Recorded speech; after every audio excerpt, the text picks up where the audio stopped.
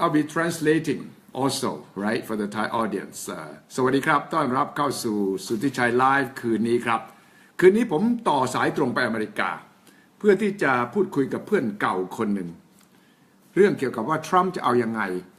กับคิมจองอึนเพราะว่าเราฟังเรื่องจีนแนวทางวิเคราะห์มองจากเกาหลีใต้จากญี่ปุ่นละเราจะดูว่าคนที่เป็นนักเขียนคนที่เป็นอดีตนักหนังสือพิมพ์คนที่เป็นคนอเมริกันเต็มเกาะติดสถานการณ์ที่อเมริกามองดูว่าทรัมป์จะเอายังไงกันแน่จากนี้ไปครับ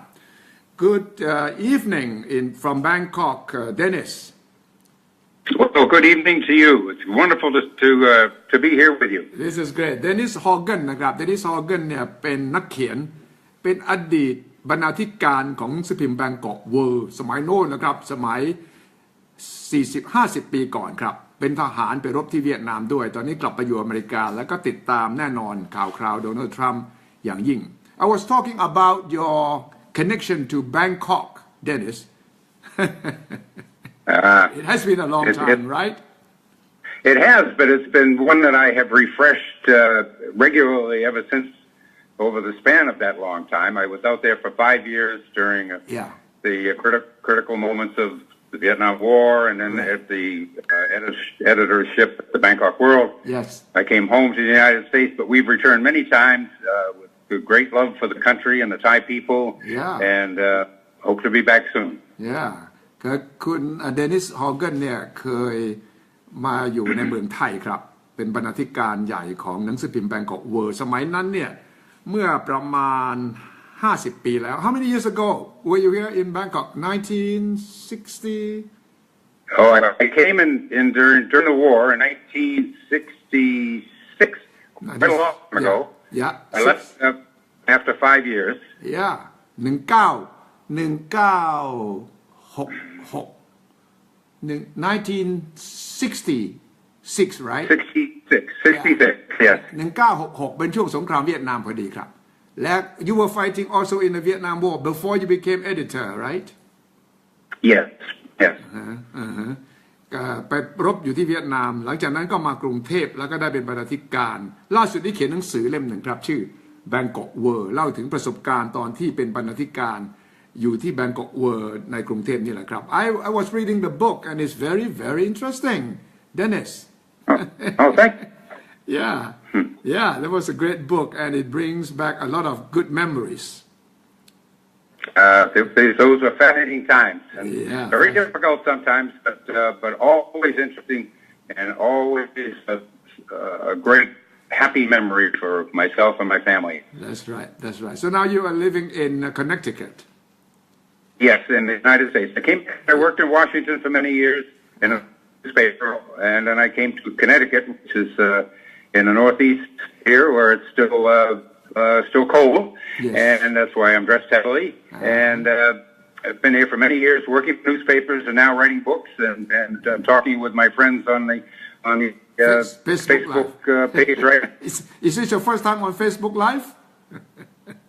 Yes, it is. Yes, I've never done this before, so I hope I do it well. Yeah, you're doing fine. You're doing great. บอกครั้งแรกครับที่เข้า Facebook Live เนี่ยนะครับผมก็ชวนคนทั้งหลายแหล่นะครับที่ไม่เคยออก Facebook Live เนี่ยต้องมาออกเพื่อจะได้รู้ว่ามันสนุกแค่ไหน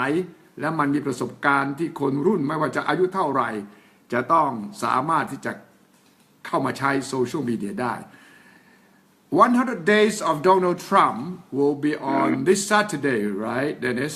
Yes How do you rate him It's more almost theatrical rather than professional. It's one of the most amazing times I think in our country's history, which is only a few hundred years old, but we've done a lot. Yes. His style of operation is something we've never seen before, and there are those who are very much nervous about that. Yeah. ไม่เคยเจอมาก่อนบอกว่าคนอย่างโดนัลด์ทรัมป์ประวัติศาสตร์อเมริกันเนี่ยไม่เคยเจอแบบนี้มาก่อน So he is approaching 100 days in office. How do you think he passed? He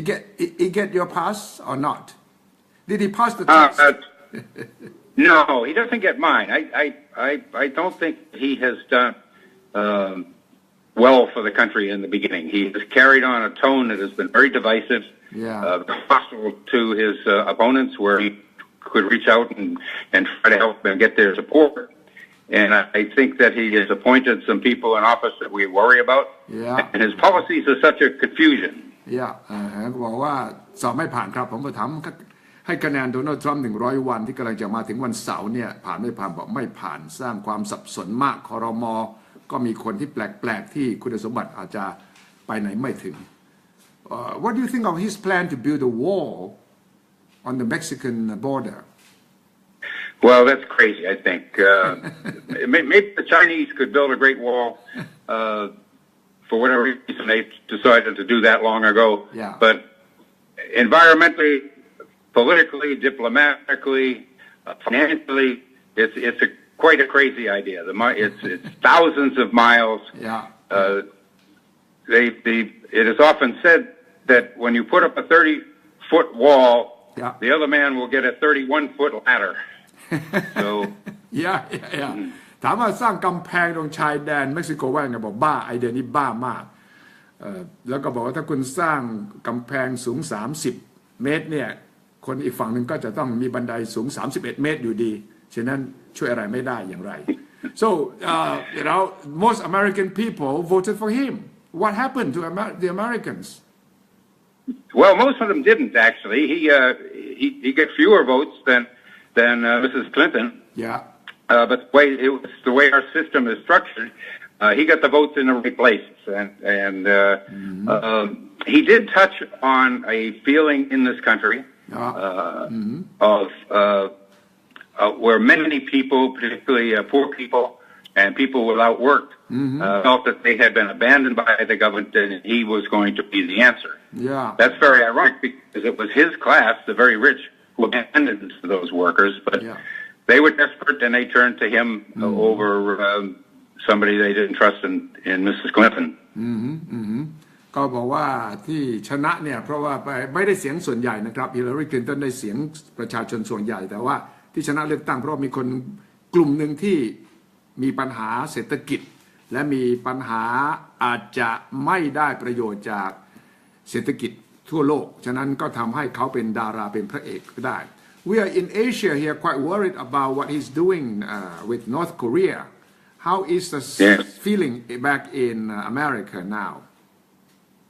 I think we're the same. I think we're very nervous about what he's doing. The situation there is very complex, and we don't know where this came from. We had a very long election, a very long campaign, a year and a half, almost 2 years, and Korea was never an issue.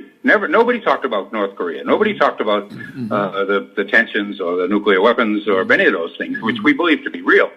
But it came out of nowhere. This was not something that anybody had discussed. It was not something that he was had made any promises about. And so we're quite surprised that suddenly, from zero interest to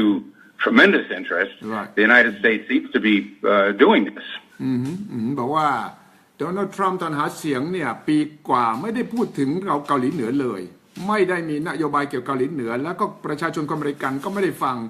ในช่วงหาเสียงทรัมป์ว่าจะทำอะไรเกี่ยวกับเกาหลีเหนืออยู่ดีๆตุ้มขึ้นมาไม่มีปีไม่มีขลุ่ยลักษณะอย่างนั้นซึ่งทำให้ผู้คนสับสนมากว่าทรัมป์กำลังทำอะไรเกี่ยวกับเกาหลีเหนืออยู่ But Trump did say during the campaign towards the end of the campaign that he could have a hamburger with Kim Jong-un of North Korea. That's right. Yeah. We found that if he says on Monday one thing, on Tuesday he will say exactly the opposite. And sometimes that's merely amusing. Sometimes it's not so amusing because this is there is great concern about North Korea having nuclear weapons and having rockets that can deliver them. There's concern in Japan, there's concern here. But when this became a great world issue of such moment as now, we don't understand. บอกว่าคนอเมริกันก็ nervous มากคือมีความรู้สึกที่กังวลเป็นอย่างยิ่งแน่นอนเขาพูดวันจันทร์พูดอย่างวันอังคารพูดอีกอย่างนะครับหมายถึงทรัมป์โดยเฉพาะที่ผมบอกว่าเนี่ยช่วงปลายการหาเสียงเนี่ยทรัมป์บอกนะว่าเนี่ยผมสามารถไปนั่งกินแฮมเบอร์เกอร์กับคิมจองอึนได้เลยเดนิสก็บอกว่าใช่วันนี้พูดอย่างพรุ่งนี้พูดอีกอย่างฉะนั้นตอนนี้ เกิดความงุนงงสับสนในคนอเมริกันด้วยนะครับว่าตกลงนโยบายเนี่ยอะไรเป็นอย่างไร Well, Dennis, you spend some time in Asia. You know that North Korea is a big problem also for Asia, for Japan, for South Korea. Yes. But we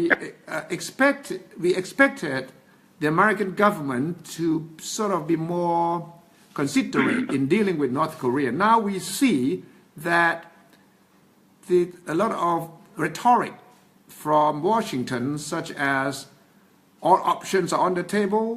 that if China does not handle North Korea, we will take care of North Korea ourselves. So it creates a lot of nervousness, even for the South Koreans and Japanese, who aren't quite sure what Trump is going to do. Well, yes, and there's a great deal of nervousness here also, because we don't know what he's going to do. The hope is, and it's my feeling, is that the rhetoric is not aimed at North Korea. The rhetoric is aimed for China. Oh, yeah. And to give China the weapon to talk to North Korea and say, look, there's a crazy man in Washington now. Yeah. And you better do some compromise or this crazy man will do something. Yeah. And because we've wasted a lot of time trying to send signals to Pyongyang. Yeah. This never worked. So we must, I think the hope is that we can energize the Chinese to become more involved in the situation, because they seem to be the only ones who have any influence in Pyongyang or with the Kims. Yeah. ก็ทรัมป์เนี่ยพยายามที่จะใช้จีนในการเจรจากับเกาหลีเหนือแต่ว่าดูเหมือนว่าคนอเมริกันเองก็สงสัยว่ามันจะได้ผลตามที่ว่านั้นหรือไม่ Well, during the campaign and even after he won the election, Trump said China was a bad guy, that it was a currency manipulator and the trade surplus is bad. Now suddenly he said that now China is no more a currency manipulator because they are trying to help us on North Korea. What is it? What is all this about? Well, that's the inconsistency of the man's inconsistency is difficult for any of us to measure. And I think that when you have a campaign, you can say anything, and you say you're speaking to the audience right in front of you. Yeah. When you become a leader, you have to then speak to the entire world,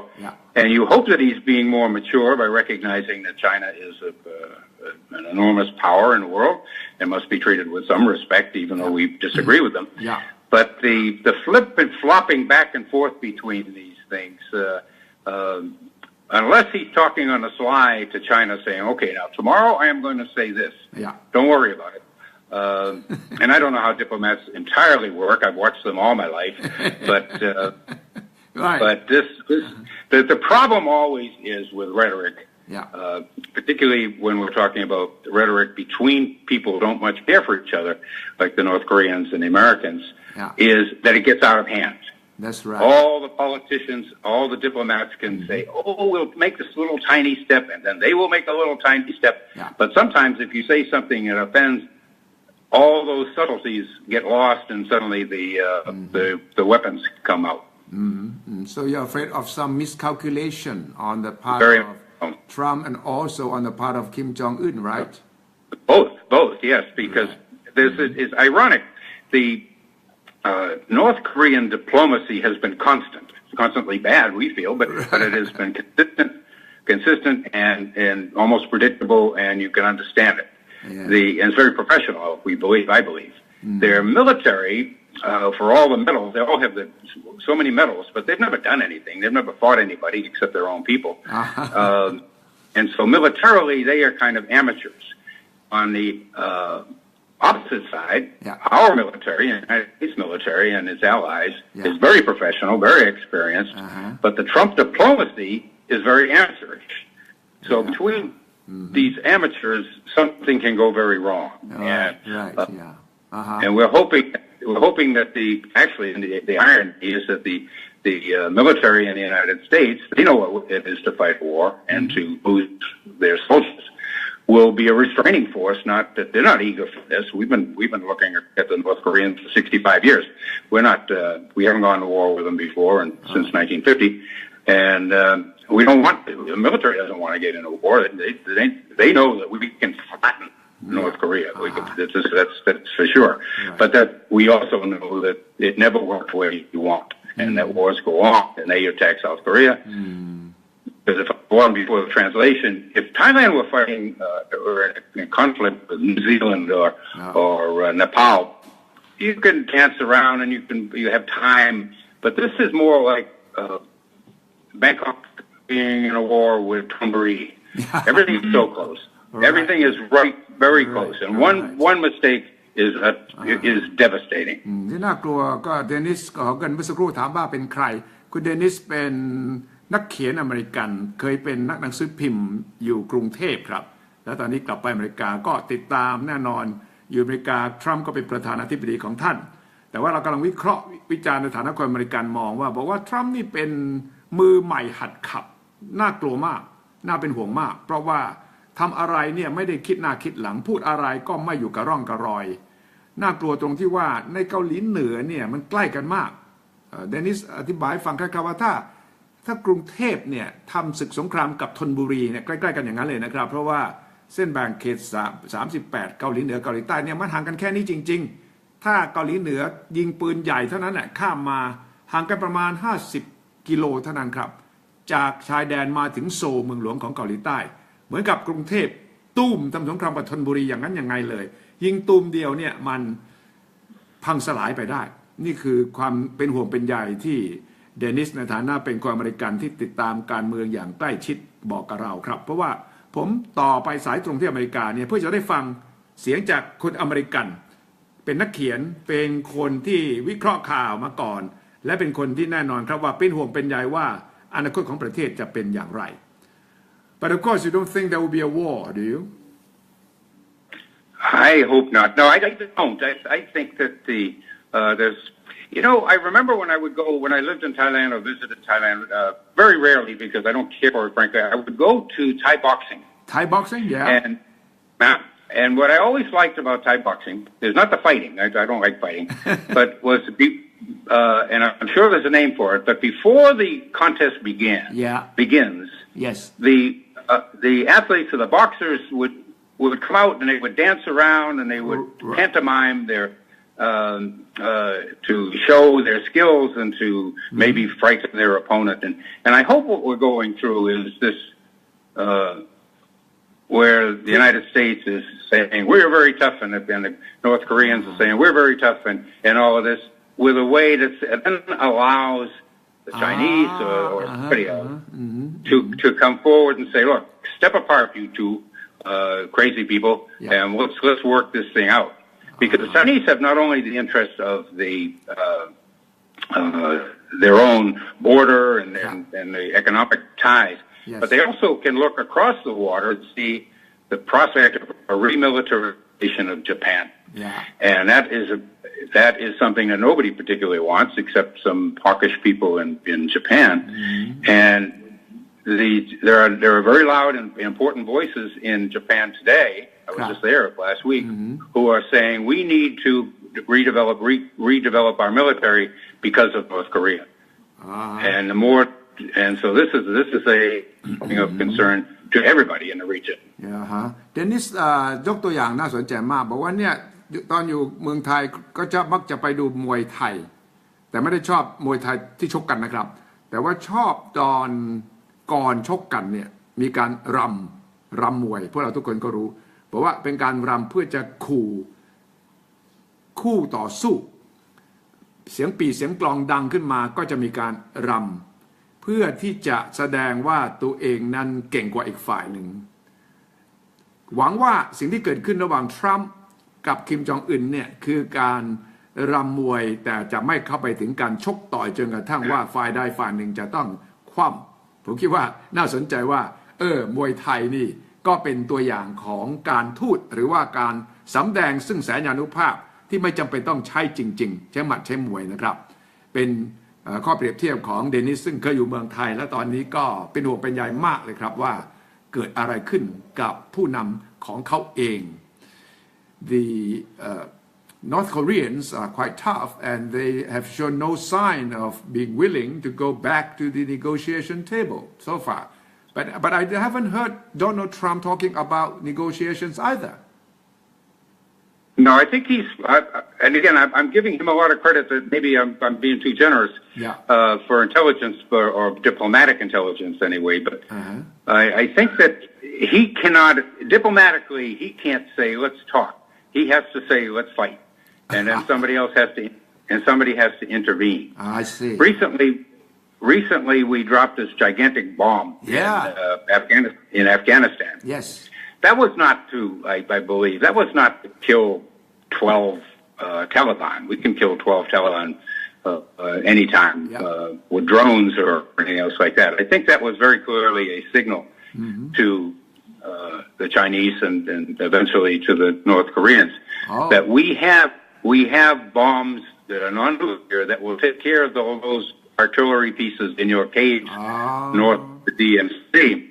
And to say it, we've had the bomb for a long time. To say it is one thing, to explode it, and then somebody take a rush and say, look, you think that you can survive that? That's going to be very difficult. Now, of course, nothing ever works the way you want. So it's not. This is not something that anybody can feel comfortable about. Yeah, I was also thinking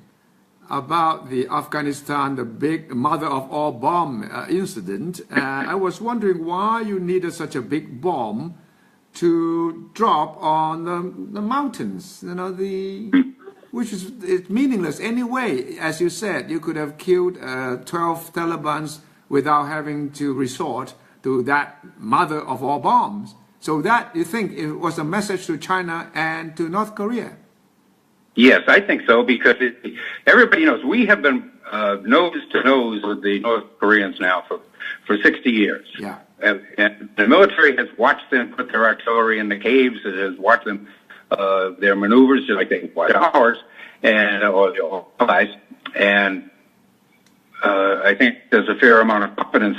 on the North Korean side that it has enough firepower to do enormous damage to Seoul, the capital of Korea, which is very close to the border. It's the Thonburi, Bangkok analogy. And one by one, it would be very, very difficult to remove those, militarily remove those artillery pieces. But those big bombs, not just one of them, but a series of those big bombs would have quite an effect. It wouldn't be perfect, wouldn't it? So I think that the dropping of that bomb, which we have had for some time and never used, there was no other reason that I can imagine to use it except to send a signal saying, look, if you think that you can do this because your nuclear weapons are not ready or your rockets are not ready, that you will always be able to imperil the 20 million people in South Korea on the border, we have a solution to that. Now, whether that solution is perfect or not, of course, is not. But I think it's more a diplomatic thing than a military thing. เดนิสก็วิเคราะห์ว่าที่อเมริกาไปถล่มระเบิดยักษ์ลงที่อัฟกานิสถานเนี่ยไม่ใช่ต้องการจะไปฆ่าตาลิบัน10กว่าคน20คนหรอกเพราะว่าถ้าจะฆ่าตาลิบัน10กว่า20คนเนี่ยไม่จำเป็นต้องใช้มารดาแห่งระเบิดทั้งมวลแต่ว่าเป้าหมายจริงๆเนี่ยคือการส่งสัญญาณไปถึงจีนและเกาหลีเหนือว่าเราทำได้นะเรามีสัญญานุภาพที่จะโยนระเบิดยักษ์เนี่ยลงไปที่เกาหลีเหนือได้ถ้าหากคุณไม่ทำตามที่เราต้องการซึ่งผมเชื่อว่าก็เป็นบทวิเคราะห์ที่น่าสนใจและผมก็เห็นคล้อยด้วยครับว่าการระเบิดครั้งวันนั้นเนี่ยเป้าหมายไม่ใช่เพราะว่าต้องการถล่มทลายให้ตาลิบันสิ้นซากไปเพราะว่ามันเป็นเทือกเขามันเป็นอุโมงค์มันเป็นถ้ำยังไงจะโยนระเบิดแค่ไหนมันก็ไม่สามารถไปทำลายคนที่ซ่อนตัวอยู่ในนั้นได้หรือตาลิบันนักรบทั้งหลายหรือไอซิสทั้งหลายแหละแต่ว่าก็เดนิสอยู่อเมริกาติดตามข่าวสารก็มองคล้ายๆกันครับว่านั่นมันเป็นการส่งสัญญาณไปให้กับจีนและเกาหลีเหนือมากกว่า but I think China is in a very difficult position because Trump expects Xi Jinping to be able to tell the North Koreans what to do but Xi has been telling Trump I think privately that it's not that simple that China cannot tell North Koreans to do this or not to do this so I don't know whether Trump puts too much hope on the Chinese to do this. That's very true. And when Mr. Xi came to the United States, he told them, and President Trump said, yes, President Xi told me that how difficult it is. So to get the Chinese leader to maybe move up a little bit, the intensity requires, I think, diplomatically a bigger threat. If it was business as usual, the Chinese can say, well, we can't do any more. But if you start dropping big bombs and you start making big threats and everything's on the table, then the Chinese may be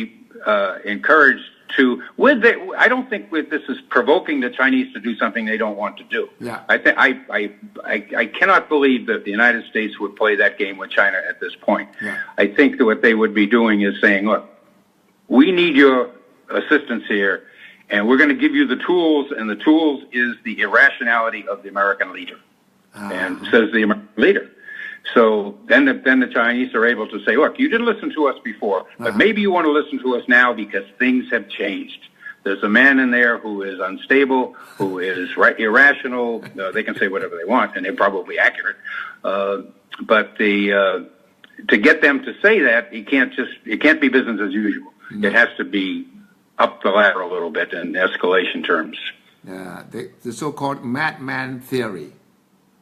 Yes, exactly so, and which doesn't always work. Nixon tried that against North Vietnam, who just ignored it. But it's nothing else has worked. Truly, all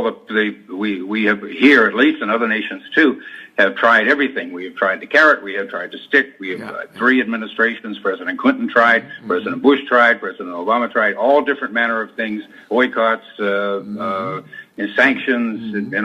Nothing has worked, and so this is a very dangerous game to play. But it's a new game, and maybe we can pray that it'll have better results than we've seen before. ครับเดนิสในฐานะเป็นนักเขียนในฐานะเป็นนักวิเคราะห์เหตุการณ์ที่อเมริกาบอกว่าเป็น dangerous game นะครับเป็นเกมที่อันตรายที่ทรัมป์เล่นอยู่แต่ว่าอเมริกาก็ลองทุกอย่างแล้วกับเกาหลีเหนือลองทั้งไม้แข็งไม้อ่อนลองทั้งจะให้ความช่วยเหลือลองทั้งคนข่มขู่คุกคามก็ไม่สำเร็จฉะนั้นทรัมป์ตอนนี้ก็เลยไปหาจีนแต่ก็ไม่ได้แปลว่าจะสำเร็จนะครับแล้วก็สไตล์หรือรูปแบบการทำงานของทรัมป์นี่ก็เป็นลักษณะที่เพี้ยนไปจากผู้นำสหรัฐคนก่อนๆทั้งหลายทั้งปวงจีนก็คงงงอยู่แต่ว่าจีนก็คงจะเล่นเกมนี้เพื่อที่จะเอาใจทรัมป์เพื่อที่จะสามารถต่อรองเรื่องอื่นๆได้ด้วยฉะนั้นต่างคนต่างก็มีเกมของตัวเองที่ทำนะครับ Yesterday Trump decided to almost declare trade war on Canada about lumber about dairy products.He has declared war on the southern border, the Mexicans, and now the northern border neighbor. What's he doing? This is. I wish there was an easy answer.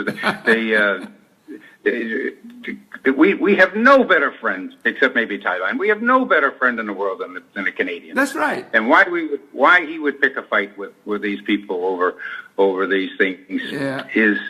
he's appealing to little small elements of his base, the rich timber interests or the dairy interests that, and there's always in matters of trade there's both sides to consider, but we have been neighbors and trade partners with the Canadians successfully now for centuries, and this has never been an issue. And why he chooses to do this, it's almost like, I have nothing to do. What should I do today? Let's have a fight with the Canadians. Let's go after the Swiss. Let's go after the. You mean Trump? How about those Bhutan people? We should. He just goes from one to the other because he seems to hate silence. All right, and he has to tweet, right? Tweeting all the time. If somebody could take that away from him, that would be a great gift to mankind. But because he does that, he provokes everybody, all his staff and aides and secretaries and ministers have to run around and change their policies from day to day. That's and right. On Monday they're against Canada is our friend. Tuesday they're our enemy. Tomorrow they will be our friends again, maybe, or we'll be at war and we'll drop the mother of all bombs on Ottawa. but นี่ครับผมถามว่าแปลกมากเลยเพราะว่าประกาศศึกทางใต้คือเม็กซิโกไปแล้วจะสร้างกำแพงแล้วเนี่ยก็เพิ่งไปประกาศศึกกับเพื่อนทางเหนือคือแคนาดาซึ่งเดนิสก็บอกว่าเป็นเพื่อนรักกันมาเป็น100 ปีแคนาดากับอเมริกาเนี่ยซีกันรักกันมากไม่เคยมีปัญหาไม่ว่าจะมีประธานาธิบดีกี่คนก็ตามแต่แคนาดากับอเมริกานี่เดี๋ยวแน่นกันอย่างยิ่งแต่เมื่อวานนี้ครับทรัมป์ก็ประกาศเลยว่าไม่ได้เรื่องไม้เนี่ยที่มาจากแคนาดาเนี่ยที่ลงมาในอเมริกาก็ดีผลิตภัณฑ์นมเนี่ยเข้ามาแย่งตลาดคนอเมริกันทำให้คนอเมริกันตกงานแย่มากผมจะต้องขึ้นภาษี 20% ซึ่งเดนิสบอกนี่แหละบ้าเพราะว่าแคนาดาเป็นเพื่อนซีกับอเมริกามาตลอดประหนึ่งว่าทรัมป์ตื่นเช้าขึ้นมาจะต้องถามตัวเองว่าวันนี้จะหาเรื่องใครดีวะแล้วก็จัดการสร้างเรื่องสร้างปัญหาอยู่เฉยๆไม่ได้อยู่เงียบๆไม่ได้ซึ่งผมคิดว่านี่ที่เดนิสพูดนี่ก็สะท้อนถึงความอเมริกันอย่างน้อยจำนวนไม่น้อยนะครับโดยเฉพาะคนที่มีความรู้ความอ่านเนี่ยที่มองดูว่าทรัมป์เป็นผู้นำที่แย่มากๆนี่คือสถานการณ์ที่ผมคิดว่าเราคุยเองอาจจะคิดว่าเราว่าเขามากไปหรือเปล่าแต่ว่าคนอเมริกันเองอย่างเดนิสซึ่งเป็นปัญญาชนเป็นนักหนังสือพิมพ์เป็นนักเขียนเนี่ยก็บอกกับเราความรู้สึกของคนอเมริกันเป็นอย่างนี้ In Asia I'm looking at the role of the United States in the to replace Obama's pivot to Asia policy. It seems, of course, that Trump said, no, we are not going to follow Obama's pivot to Asia policy. So what we see now is that if Trump continues with this policy, it would leave a vacuum in Asia. And China will fill that gap instead. And I see that the balance of power in the world, the superpower balance of power will change. And the Chinese will be able to beat the American influence in this region. What do you think? I think that's very much a possibility. To a honest degree, that the Chinese who live there should be expected to have a very large role and force of economic and other influences in the region. Yeah. The giving up of the American role there, or the withdrawing of the role by design or default, doesn't really seem to make an awful lot of sense. I don't know why anybody would want to do that. If it's not like this is not the Middle East where the role is hostile. We have trade disputes. We have trade disputes with everybody. We seem even to have trade disputes with the Canadians. But to withdraw from a region where we have very good friends and long-standing allies from Southeast Asia, of course, to East Asia, West Asia, to gain what? To gain nothing. It doesn't cost us a great deal to have friendships, and it doesn't cost us a great deal to have military alliances that protect those friendships and protect our friends. Right. And then to turn, as you say, this create a vacuum which will be filled by somebody who 1 week ago we were saying it was our enemy and a currency manipulator. Right. It seems not to make any sense, and the only hope of sanity, and that's maybe too strong a word, is that again what he says today may not be what he means and acts on tomorrow, and that somebody will get to him. Maybe his daughter will get to him and say, you know, Dad, Mr. President, maybe you don't want to do that. Maybe these people have invested in us, and we've invested in them now for so long and so successfully. Why would you want to do that? But right now he's trying to do too many things. Obviously, he's trying to fight with with both hands, and he's creating too many challenges for himself and for the American country and all its allies. Correct. So I think you're exactly right that China's not going to sit back and say, "Oh no, we'll wait till he changes his mind again." It's in their interest to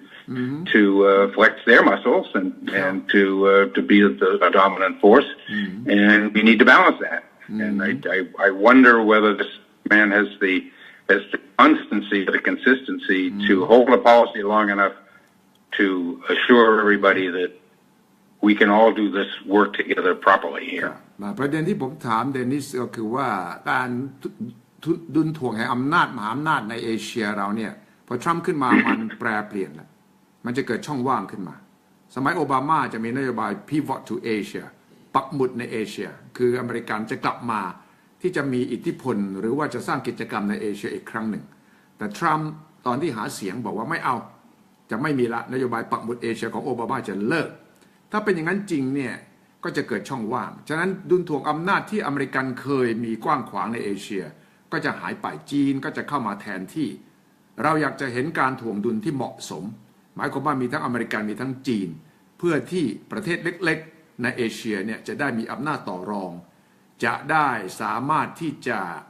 เห็นประโยชน์ของการคบหากับมหาอำนาจทั้งสองประเทศเดนิสก็บอกว่าเป็นห่วงเหมือนกันเพราะว่าในเอเชียโดยเฉพาะตะวันออกเฉียงใต้อาเซียนเนี่ยเป็นเพื่อนกับอเมริกายาวนานอยู่ดีๆทรัมป์จะมีนโยบายหลีกลี่หนีไปจากเอเชียคงจะเป็นนโยบายที่ผิดพลาดอย่างยิ่งผมก็เชื่อว่าเนี่ยเป็นเรื่องใหญ่สำหรับคนที่เคยมาอยู่เอเชียอย่างเดนิสซึ่งเข้าใจไทยเข้าใจอาเซียนพอสมควรมองด้วยความเป็นห่วงว่าทรัมป์จะมีนโยบายที่ไม่มีเหตุและผลไม่ได้วิเคราะห์อย่างครบถ้วนอย่างรอบด้านนี่เป็นสิ่งที่น่าเป็นห่วงอย่างยิ่งนะครับผมก็เชื่อว่าที่ผมต่อสายไปที่อเมริกาพูดคุยกับเดนิสก็ต้องการฟังเสียงของคนอเมริกันเองในกรณีนี้อย่างยิ่งครับ But you see, ASEAN is getting stronger. ASEAN combined, 10 countries, we have 600 million people. And as an economic grouping, it is quite powerful. So the United States should keep in close touch with ASEAN, don't you think? Yes, absolutely. 100% I believe that. Not only because of the logic, as you explain it, of the numbers, but these are our friends. These are people that we have been together with now for all our lives, and why would we not do that? I mean, why would what would we gain by walking away from our friends? One thing to walk away from a confrontation with your opponents, but the ASEAN nations are our very dearest friends and strongest allies throughout the Asia, and it would be mad to abandon them or to abandon this very strong, positive, and long-standing relationship. It just doesn't make. เพื่อนอเมริกันในอาเซียนนี่เป็นเพื่อนที่ดีที่สุดแล้วหาไม่ได้อีกแล้วถ้าโดนัลด์ทรัมป์เดินหนีเราไปก็บอกบ้า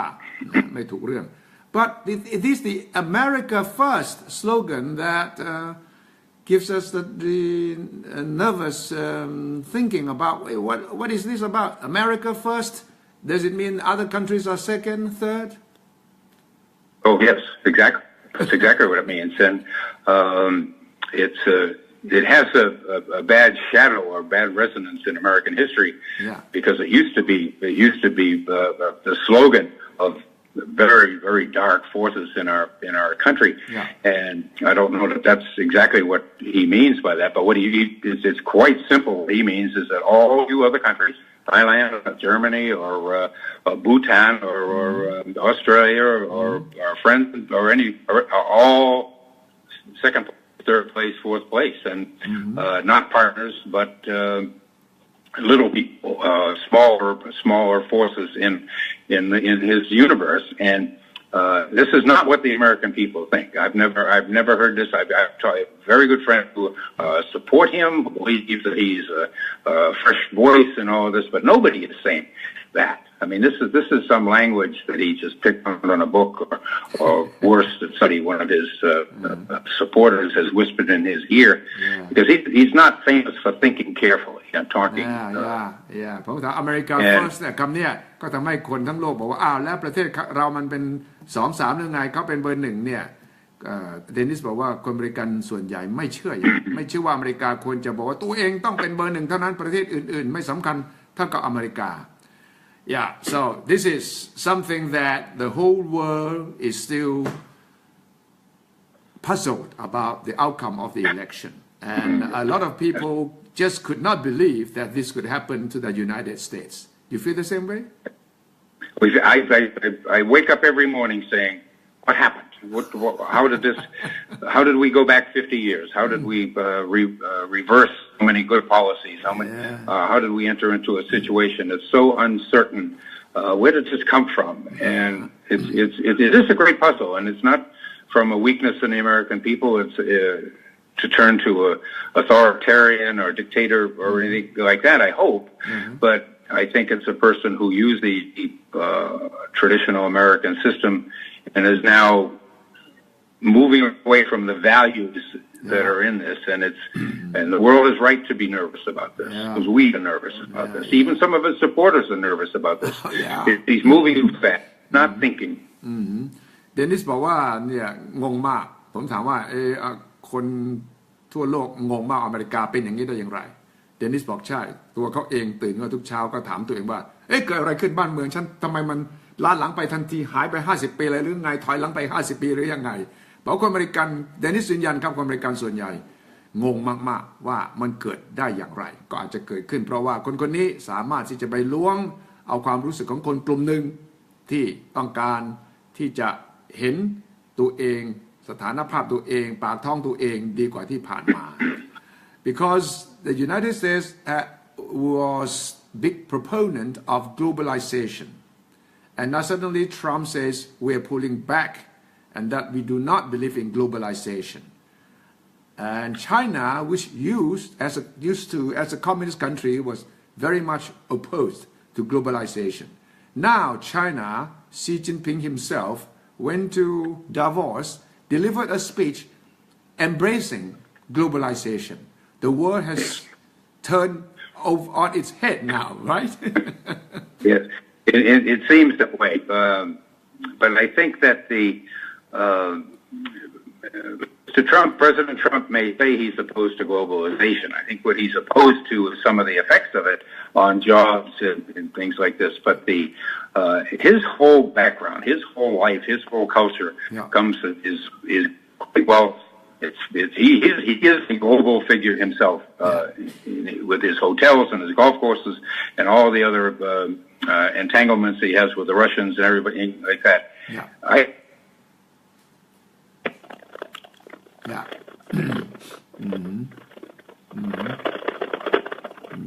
เสียงเริ่มจะมีปัญหานี่ติดโทรคุยกับเดนิสโฮเกนนี่อยู่ที่คอนเนคติคัตของอเมริกานะครับก็ชัดเจนมาตลอดจนถึงตอนนี้ครับไร้เสียงครับเดนิสโฮเกนนี่รู้จักเมืองไทยดีเพราะว่าเคยอยู่ที่นี่5 ปีเป็นบรรณาธิการหนังสือพิมพ์บางกอกเวิลด์ผมไม่เชื่อว่ามีท่านใดที่ติดตามรายการนี้อยู่เนี่ยทันแบงกอกเวิลด์ He needs the voters. He needs the disenfranchised voters, the victims of globalization. Yeah. So we are trying to understand what he's trying to do, but meanwhile, call me when you find out, will you? ผมบอกว่าเราพยายามจะตีความว่าทรัมป์ทำอะไรอยู่นะเดนิสบอกว่าถ้าตีความออกช่วยโทรมาบอกผมหน่อยเพราะผมเป็นอเมริกันยังไม่รู้เลยยังไม่เข้าใจเลยว่ามันคืออะไร Yeah, but thank you very much, Dennis, for taking part tonight in our Facebook Live program.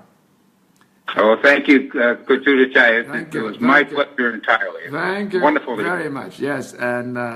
you haven't forgotten how to why, right? I'm pleased to do that. That's good. And thank you for thinking about Thailand and understanding how the Thai people behave, and they remain great friends of United States, and they hope that things will settle down in America. Well, we do too. Yeah. Thank you. Okay. Thank you, Dennis, and talk to you soon. Talk to you soon. Bye bye. I hope so. Bye bye. Bye bye. Dennis Hogan ครับผมโทรไปเพราะว่าอยากจะให้พวกเราได้ฟังคนอเมริกันเองเพราะว่าเราวิเคราะห์เรื่องโดนัลด์ทรัมป์มาหลายสัปดาห์เนี่ยก็ล้วนแต่เป็นความคิดเห็นจากนักวิชาการจากนักการทูตของไทยและอาจจะแถวนี้เกาหลีญี่ปุ่นบ้างแต่ว่าเดนิสฮอเกนเนี่ยเป็นคนอเมริกันแท้ๆเลยครับเพราะว่าอยู่ที่นั่นคอนเนคติคัตมีลูกมีหลานตอนนี้ก็ เกษียณแล้วแต่ว่าก็เขียนหนังสือและที่ผมชวนเดนิส ฮอเกนคุยเพราะว่ารู้จักเมืองไทยด้วยก็จะสามารถอธิบายให้เราฟังอย่างตรงไปตรงมาว่าคิดยังไงกับทรัมป์ถ้าฟังให้ดีแล้วก็ไม่ไหวเลยครับเดนิส ฮอเกนเหมือนกับคนอเมริกันจำนวนไม่น้อยบอกว่าโอ้ตื่นเช้าขึ้นมาเนี่ยถามตัวเองเลยว่าประเทศเรามาถึงจุดนี้ได้อย่างไรและยังหงุดหงิดงุนง่านสิ่งที่ทรัมป์ทำทุกเรื่องที่ไปกระทบกระทั่งคนอื่นอย่างไร้เหตุผลเนี่ยเรื่องเกาหลีเหนือนี่ก็กลัวนะครับว่าเกิดทรัมป์ใช้อารมณ์หุนหันพลันแล่น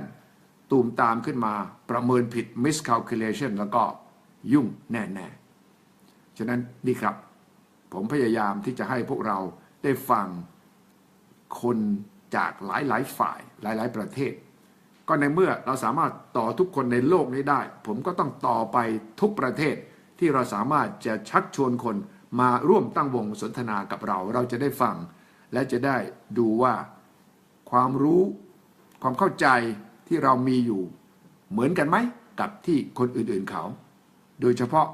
คนที่เขาเป็นเจ้าของบ้านที่อเมริกาที่อเมริกานี่หลายคนครับที่ผมคิดว่าควรจะติดต่อแม้กระทั่งสสวของเขานะครับถ้าผมติดต่อได้พวกเราจะได้ยินสวของอเมริกามาแสดงความคิดเห็นให้คนไทยเราได้ยินเพราะว่าผมถือว่าในเมื่อโซเชียลมีเดียให้เราติดต่อกันได้ง่ายโลกทั้งโลกคือแหล่งข่าวของเราจะต้องเชิญมาร่วมให้ความรู้แลกเปลี่ยนความคิดเห็นให้ทุกท่านได้ร่วมกันฟังในสุทธิชัยไลฟ์คืนนี้ขอบคุณทุกท่านที่ติดตามนะครับพรุ่งนี้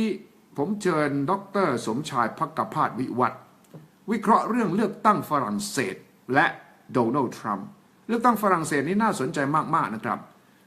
รอบแรกเหลือ2 คนแล้ว2 คนนี่คนละขั้วกันเลยครับแล้วคนที่เป็นตัวเต็งจะเป็นประธานาธิบดีนี่ก็มีประวัติเหลือเชื่อจริงๆไม่เคยมีอะไรอยู่ในแวดวงการเมืองเลยเป็นแบงเกอร์มาก่อนแล้วก็เป็นคนที่เพิ่งเมื่อปีที่แล้วยังไม่มีใครรู้จักเขาเลยครับอยู่ดีๆโผล่มาเป็นตัวเต็งอีกคนหนึ่งผู้หญิงที่กล้าวที่ขวาตกขอบที่เหมือนโดนัลด์ทรัมป์ที่บอกว่าถ้าได้เป็นประธานาธิบดีเธอจะเอาฝรั่งเศสออกจาก EU จะเลิกใช้เงินสกุลยูโรจะหันกลับมาใช้แฟรงก์และจะไม่เอานาโต้ไม่เอา IMF แรงมากเลยครับคนก็ตกใจกลัวว่าถ้าเกิดฝรั่งเศสไปอีกประเทศหนึ่งออกไปจาก EU แล้วไปเป็นแบบโดนัลด์ทรัมป์ต่อต้านคนต่างชาติโลกนี้ยุ่งแน่ๆครับ2 คนนี้เลือกตั้งรอบแรกเมื่อวันอาทิตย์ที่ผ่านมานี่คะแนนสูสีมากครับอิมมานูเอลมาครองได้24มารีน เลอแปงได้21กติกาเขาคือถ้าใครไม่ได้เกินครึ่งต้องแข่งกันใหม่ที่เรียกว่า run off ฉะนั้นพรุ่งนี้เช้าติดตามเพราะว่าน่าสนใจอย่างยิ่งแล้วก็แน่นอนครับอาจารย์สมชายเนี่ยจบที่ยุโรปมานะครับได้ด็อกเตอร์จากยุโรปมาติดตามเรื่องยุโรปใกล้ชิดวิเคราะห์ร่วมกับผมได้และแน่นอนไปถึงเรื่องสหรัฐและการเมืองโลกที่ทุกท่านควรจะต้องสนใจร่วมกันพรุ่งนี้ 8:30 น.อย่าลืมครับเพราะว่าเป็นเรื่องของคนที่เขาติดตามใกล้ชิดให้ข้อมูลและเราแลกเปลี่ยนกับเราในสภากาแฟเช้าวันพรุ่งนี้คืนนี้ขอบคุณทุกท่านที่ติดตามครับสวัสดีครับ